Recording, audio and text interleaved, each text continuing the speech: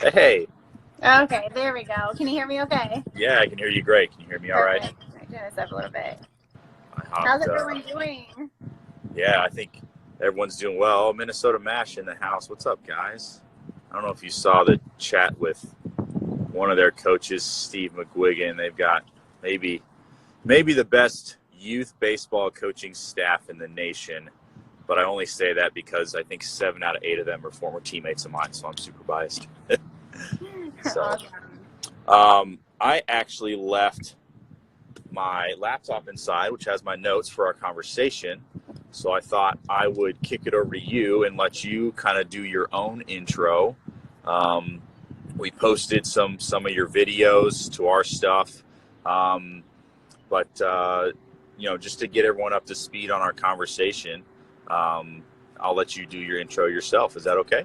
Yeah, All that's right, totally I good. will be right back, people. Okay. Hi, everybody. I am Kelly Gunther. I am a 2014 now retired Olympian. January was 2 years that I have officially been retired. And now I'm kind of walking into a world of motivational speaking. So I just thought this would be a great opportunity to kind of jump on here and kind of talk with you guys about it and kind of see how you guys are handling everything and to let you know what I have faced to kind of help you that you can overcome this. So, Did perfect I time. did I time that perfectly? Yes, you did. Awesome, awesome. Did you talk about where in the world you are at? I did not. So I'm actually in Ohio. I'm here. I just moved from Salt Lake City in July. It's kind of been a little bit of a different change for me. I'm not used to not seeing the mountains anymore, but having the lake so close, I guess it kind of makes a little bit of a compromise, even though I miss my mountains. But Yeah. Well, what's the overall vibe where you're living? How's everyone feeling? How are you and your family doing? yeah, we're all doing good. It's kind of crazy to know what's going on in the world. I think right now, I think a lot of us have questions, kind of scared. For me, I'm kind of a homebody, so it's not too much of a change for me just because I'm kind of used to being home. But Yeah. it's a little different knowing that you have to be cautious, going to the grocery store. Like, who would have thought you would have had to think twice about that? And knowing that you can't go to places or to work. So I think it's a crazy time in our world, but I also think that everything happens for a reason as well. Yeah. No, absolutely. I think we're all just learning on the fly here. Mm-hmm. Noah, what's up, man? Thanks for checking in. So the first thing I wanted to bring up, if anyone watched your video, and we talked briefly on the phone yesterday, and the first thing I brought up was even before the video got into the injury you had to overcome, you had another, I don't know, minor, major setback, depending Mm-hmm. upon your perspective, right? Where some technicalities didn't allow you to compete, and you didn't even take a moment to pout at all. You were in the gym, first one in the gym the next day, just training and getting ready for the next competition that was going to be coming your way. And I'm wearing our wrong shirt today. We got Battle, which is kind of the staple for us, but we've got a Grit shirt that's super popular as well. And that's just kind of one of our taglines. And to me, that's, kind of a definition of grit is that nothing really ever sets you back. But to me, that, having the opportunity to show that you have grit is one thing, and building that up and what creates grit is it's not a tangible thing. It's tough to coach. Yeah. So I was hoping you could talk a little bit about what happened leading up to that moment that you think gave you grit, what gave you that ability to just, not necessarily get punched in the face, but, get some bad news, and it didn't even seem like it didn't even face you. Yeah. Thank you. Well, that's kind of like my favorite kind of question, and that's kind of who I've become, who I am, is one, I've always been the underdog. And I've always had to fight for what I wanted, absolutely everything in life. I kind of grew up with a dad who wasn't really in my life, and that was very hard for me. And then being in special education, my whole life, that was something that was very hard for me to kind of accept.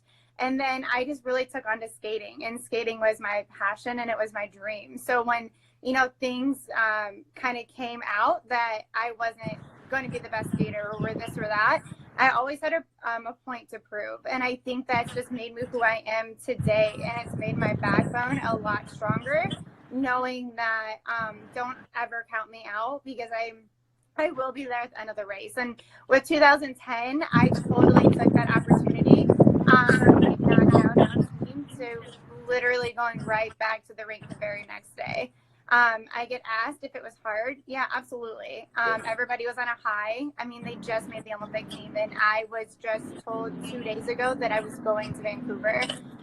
So how did I, you know, handle that? Well, I handled it as I gave myself a pity party for 20, 30 minutes. And I kind of, you know, slept on it, and I went to the rink the very next day, because it was in that moment that that's what was going to change me. How the athlete who I was going to become started that next day. You know, was I going to let that walk all over me, or was I going to become a champion within myself and know that I have 4 years ahead of me? You know, unfortunately, 2.5 months later is when my injury happened, you know, so we don't know what's going to happen tomorrow. But as long as you know, get back up and keep fighting, I think that's how you can become anything that you want to. Yeah, man, that's so cool that you have that in you. So kind of two things that you mentioned, I want to circle back to. One is you had the outlet of skating to kind of jump into, right? And I think that's what we're hearing from a lot of folks is that whatever sport you have, it can always be an outlet for you, right? You can use that as a way to reset. I'm getting text messages from the family saying it's windy. So let me see if I turn around the corner here, if that helps. So y'all let me know if the wind dies down, if I'm on the other side of the building here. But you know, right now that might be kind of one of the struggles where the outlet gets taken away from you, right? And so now we got to try to adapt and figure out a way of, you know, how can I keep working towards something? What are your thoughts on that, or what kind of advice would you give athletes right now? My best advice for the athletes right now, one, being an athlete, I can imagine what you're going through in some ways. In some ways, I can't imagine. Especially for the Olympics, you know, just being an hour ago, being told that they had to be postponed for 2021. One, again, I think you can take that and have a little pity party. You know, say it sucks, because it does. But at the same time, what are we going to do right now? There's nothing we can do. But change that and use that as a positive. You know, take this next 2 months, recover your body. If you're going through an injury, if you're an older athlete, you know, like I wasn't older with my finishing out my career, it would have been a perfect time for me just to step back and, you know, regroup, refigure out, you know, another year of training. And with what's going on now for the athletes who can't, you know, go to the gym every day or whatnot, you go outside. You know, we can always go outside. Yesterday I saw a video of athletes like pushing a car. Hello, like great workout, you know, where you still be active and find something that you love. And for me, it was skating. And that's what I love seeing and want to give back to other kids today is find what you love and have that passion for it. Because at the end of the day, you're going to put everything into it and you're going to love that sport no matter what life a ball throws at you. Yeah. My favorite workouts I've seen so far is the one that involved squatting dogs and holding your puppy and lifting them around and, you know, just having some fun, being creative with it. I think the times right now have forced everyone to be a little bit more creative. Yeah. And, you know, you went through a super serious injury at one point, which I think that mentality that you have to come back from that is similar to the mentality that everyone needs to have now. I went through not as serious of an injury, but I did have, you know, two pretty serious ones throughout my career, and it's boring, right? Right. Like rehab exercises are not cool. They're not fun. They don't make you feel like you're big and strong. You're pulling on a little mini band, or you're, you know, picking up golf balls with your feet or whatever but those are the exercises that you lay that foundation work that allows you to, when you can compete again, you can then build off of that strength. And I just see some similar lines of right now.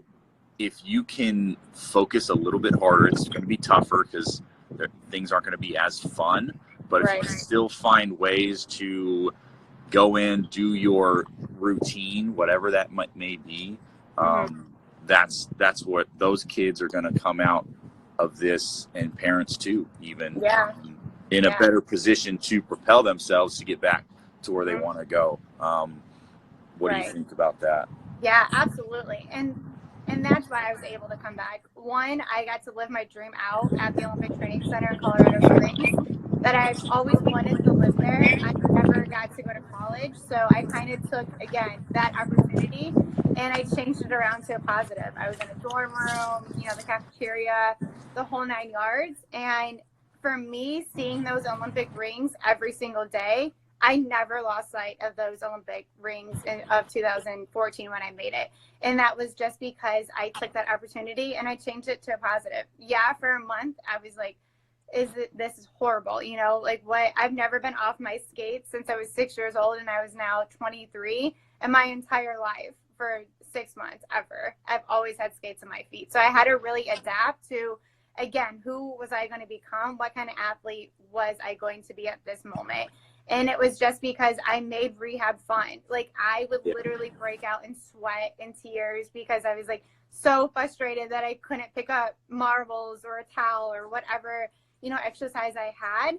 But because I couldn't work out every day and feel strong, you know, and go on bike rides for 4 hours, you know, 2-a-day workouts, that I did rehab every single day, twice a day. And it was because I had that support as well. And I knew that I had to just change it. Okay. So I couldn't work out every day, twice a day, but I could do rehab every day, twice a day. So I think right now what we're going through, and that's why I keep saying, you know, go outside and find those activities, because you will get through this. And this is actually the perfect time to do it. You know, we're kind of like being told to stop, put on the brakes. Okay, so how are you going to overcome this? This is the part of a champion, is what's going to make you right now.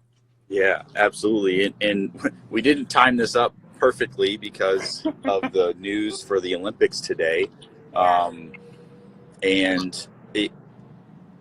I think the similarities with baseball, and baseball was a couple weeks away from opening day, and now everything's been pressed back. And I think everyone in this athlete community with baseball and the Olympics, they're probably in one of two buckets. They're either, one, really frustrated because they were confident, ready to go out there, kill it. They felt their best they've ever felt. You know, we're doing great. Or, especially on the baseball side, maybe some guys had a cold start, or maybe some guys had a minor injury that, you know, I know tons of guys that get a minor tweak in spring training and then they have to play 162 games and go through that. And so now it's like all of a sudden we've jumped right immediately back into off-season mode again. What advice would you give to those two folks as far as, you know, hey, now you've got this time again to get back to work. But it's a tough mindset shift, I think, is the toughest part. Yeah. And it is. And it's a very tough mindset, you know, and I always say, even with training, when I was training, it's mind over matter. And how are you going to, you know, embrace that? You can't let that voice on the outside beat you, because that voice on the outside, that's going to want you to fail. But find that within you. Yeah, it sucks. And that's why I keep going back to saying, you know, have that pity party for 15 minutes, sleep on it. And then the next day you just wake up and you're doing your same routine. Instead of, you know, being a baseball player, instead of going to the baseball field, play catch in the front yard, you know, work out. You know, for skating especially, like, we do a lot of our summer training because they take the ice out for us, because I was a long track speed skater. So we technically didn't have ice from April until August, per se. An Olympic year, completely different. But so as an athlete and being, okay, well, now how do I train? Our mindsets are completely different. We hop on our bike and we ride hours upon hours. Same thing with a baseball player, you know, like I said, play catch in the front yard, do those workouts, you know, find the dumbbells at home, go outside, go for a jog. And as an Olympic athlete, you know, training for Tokyo, the same thing. Like, repair your body because your body was ready to go in August. You know, they're at the highest max, you know, their body can shoot right now. Okay, so they have to come down from that, come down for a little bit, and then just get ready to go again, you know, when it's time to get ready to build your body back up. Yeah, so what I'm hearing there, I think, is what was your routine when we could do whatever we wanted to? Yeah. And how can you get creative and get as close to that? Like, I know with some of our pro guys working with the infielders, want to work double plays, right? But you got to be by yourself. So we put empty tire on a trash can so that they could practice their flips, right? They didn't get to do it together, Right. but they still worked on their double play routines. You figured out to find a way. So what was your routine before we have these rules in place, and how can you find a way to, or at least get pretty close to that? I think that's an awesome tip. So you're doing some motivational speaking now, sharing your story with the youth of tomorrow. I know that's a uplifting feeling in itself. Yeah. What I've seen in folks that, you know, kind of transition from sports to another occupation or another job is that sports prepares you for the real world, whether you like it or not, whether you're aware of the skills you're getting, right? You have grit and you have determination, you're self-motivating. And, you know, someone who's a motivational speaker, you're probably more aware of that than someone else. But I'm sure you've had people that were, you know, teammates, opponents, things like that they may not even realize the lessons they've learned that's made them successful in other ventures. But now that you're doing a different job, right? You're learning how to speak in front of audiences, and, you know, you got to learn how to craft your message and things like that. But now that you've been doing that for 2 years now, is that right? No, I've been retired for 2. I'm just now starting it this past few months. Okay. Yeah. Well, so looking at your athletic career and now your post-athletic career, what are some things that you think have allowed you to kind of transition a little bit easier? What are some lessons that you were able to learn? I think kind of like what you said was sports, you know, transferring over to everyday life. That's completely true. I think it's a win-win, and sometimes it sucks because as an athlete, my mind never shuts down, and I just want to keep going and going and going and going. But I'm like, okay, Kelly, you have to stop. Like, this is when you have to sit down and use this time, you know, to work on your speeches and do this and make it perfect. But I'm just so used to going. But that's where it helps me to never give up. And the ones that, you know, may not believe in me, again, it goes back to that proving that point. It just gives me more motivation to want to get on that stage and talk to a crowd of 5 million, you know, people. Like, that would be a dream someday. Yeah. And, you know, being nervous and kind of walking into a stage or, you know, whatnot it is, I talk myself through it as if I'm going to the starting line to race, because that's all I know. You know, I know how to calm my brain down and to be a racer and to be a fighter. And that's the same way with speaking. You know, I'm going out there, I'm on stage just like I was competing, and just like you guys are on the baseball field. You're on stage, all eyes are on you. You know, what are you going to do? How are you going to throw that ball? Who's going to catch it? So that's what has been so cool to transition in everyday day-to-day life, I guess, is that I still have that work ethic behind me, and it's still pushing me to keep going and to keep fighting for what I want. Yeah. Love it. Yeah. Love it. Thank you. A little bit, something that we talked about yesterday, and I guess I don't want to super get into details of it, but I think any athlete at some point deals with a difficult coach or It may even be a parent, right? Right. Heaven forbid, but that definitely happens where um, you struggle with sports is really tough, and if you don't get the support you need, you got to kind of figure out how to support yourself, right? Right. And that mindset can be super tricky. But knowing that you have personally gone through that, um, what advice would you give to athletes and maybe parents as well, but definitely athletes that maybe their current coach hasn't been their favorite one so Right. far? How can they approach um, the season that's going to be around the corner here pretty soon? Yeah, I think that's huge. And I think that as an athlete, like you said, I've walked that line, I've been there, I've been through it. I think it's very important is that this is the moment where you have to find your belief in yourself. Because that coach who you think that is going to believe in you and should believe in you, who may doesn't, that's when you believe in yourself. And that's when that drive keeps coming in, that you're going to prove them wrong. You're going to show them, okay, you don't believe in me? That's fine. I believe in myself because my power is bigger than yours. And that's all that matters. At the end of the day, yeah, we need their belief. Sure, they're our cheerleader, they're our support, but only you are your support and only you are your biggest fan. You're the biggest mindset of your own self. So even if you have a conflict, try to work it out. I mean, I know I did because I always wanted that coach skater relationship, but I wasn't going to have it. And at the end of the day, it was so exhausting, where I just wanted to throw my hands up because I was like, I can't keep fighting anymore. Like, Yeah. I know this man doesn't believe in me, and that's okay, that's fine. Does it make for a little bit of an awful career? Sure, it does. But because I was who I was and I had a backbone, that's what keeps driving me to keep going. Yeah. Well, I mean, you competed at the highest of highest levels, so um, I don't think anyone can take. They can't. First of all, they can't take that away from you, right? You did it. Yeah. You were there. But to even be there and sometimes question, should I be here or am I good enough? I know every athlete deals with that, and I think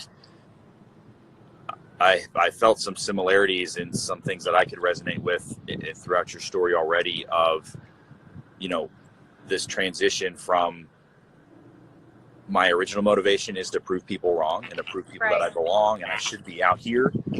And then after so many times of you hear from other people, whether it's opponents, coaches, things like that, that they doubt you or they don't think you're the best or whatever it is, and you get away from I'm done trying to prove them wrong, and now you can't prove me wrong, right? Now that my mental space is so strong and I believe in myself so much, there's literally nothing that can stop me, and that, I mean, happened probably year 8, 9, or 10 for me, and it's a long journey to get Yeah. to, and I think that's why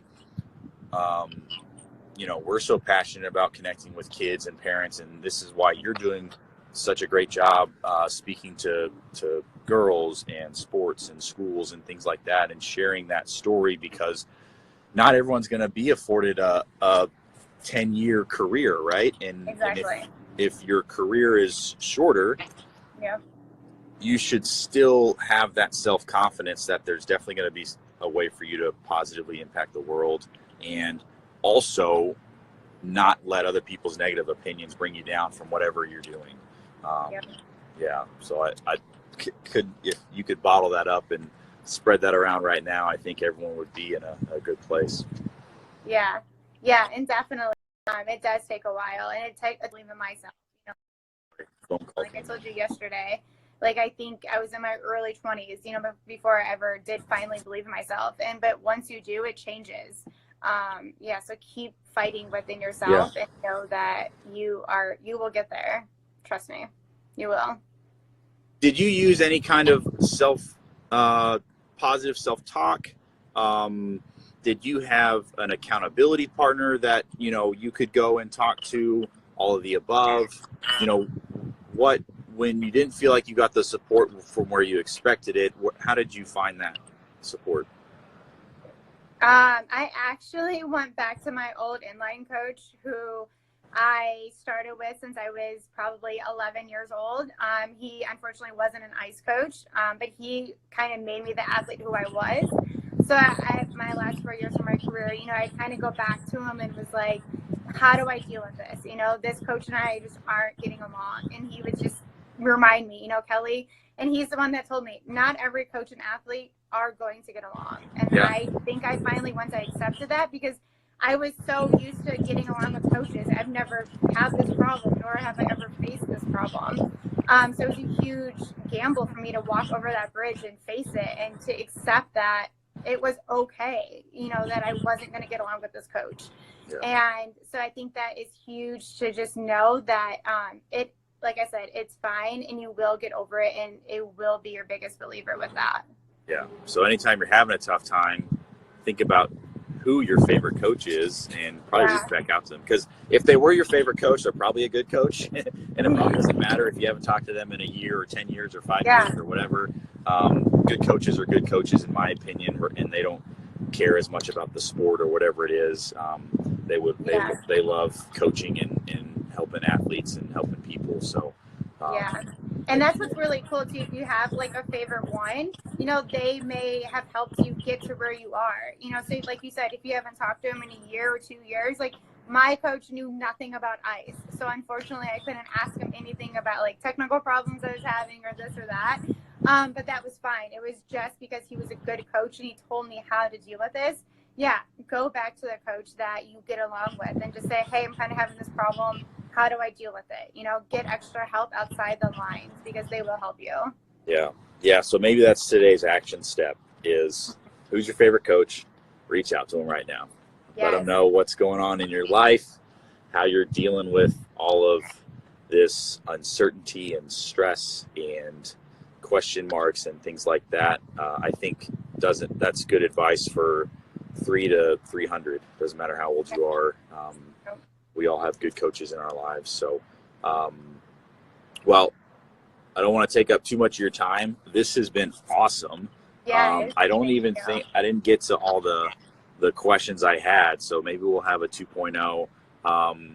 But I think, biggest thing for our followers that are here and watching this on replay, just go follow you. Go check out what you're doing. You're putting out great messages.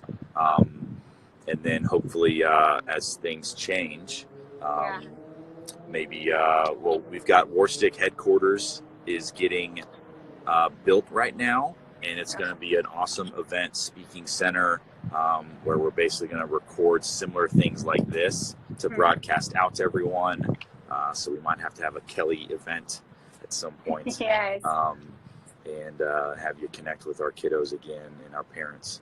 But I want to give you some time again to wrap up and let people know if there's other stuff going on that they should pay attention to on your page specifically. If you've got any, events going on right now or ways that they can connect with you or ask you questions and best ways to reach you. Ready, go. Thank you. Yeah. So come follow me on Instagram. I mean, I would love to help you during this time, just kind of as I've told you during this whole conversation, I've been there, I've walked through it. I would love to help you get to where you want to get to. I want to be your biggest fan and know that it's okay that we're feeling down in this time. So yeah, come follow me, reach out to me. I am totally an open book. And as you can tell, I hope I just, am there for you and I want to help you get to where you want to get to. Yeah, super awesome, genuine conversation today. These kind of conversations are what fuel me up every day to keep working and keep grinding and keep going forward. So I appreciate you for that. Well, we'll sign off here and hope everyone has a good day. And we will check in with you very soon, I'm sure, and be sharing some content and things like that. Sounds good. I appreciate it. Thank you so much again.